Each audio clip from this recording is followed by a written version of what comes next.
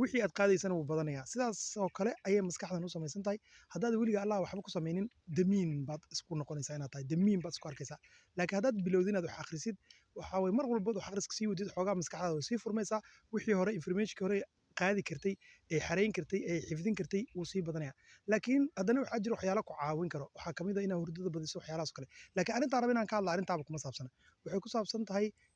tusaale ahaan waxaad gelin kartaa ChatGPT-ga ama meelahaas oo dhan baad laga yaabaa inaad geliso haddaad promptiga sida saxda u qorto qoraalkaad qorayso saxda u qorto ood ku tiraahdo tusaale ahaan oo kaleeto waxaan doonayaa inaan wax badan fahmo oon wax badan xifdin karo oo maskaxdayda weynaato iga caawi tusaale ahaan runta boqolkiiba boqol ma sheego laakiin dee macluumaad iyo wuxuu soo akhriyaa warbixinno oo dad kale ka soo xaday iyo waxyaaluhus ku akhrinaya oo caqligiisa kama keenayo wax dad dheheen buu ku keenaya marka cilmi baarisyo waxaa lagu sameeyey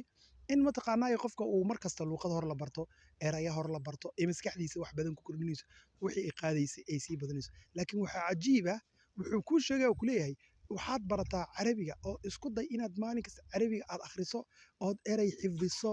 si kale haddaan u dhigo oo dhinac kale aan ka raaco haddaad maalin walba ka waran aad qur-aanka akhriso qur-aanka haddaad akhriso qur-aanka aad mataqaanaa barato qur-aanka aad mataqaanaa isku daydo inaad aad ka xifdiso aayad haafkeed sadar wax un aad ka xifdiso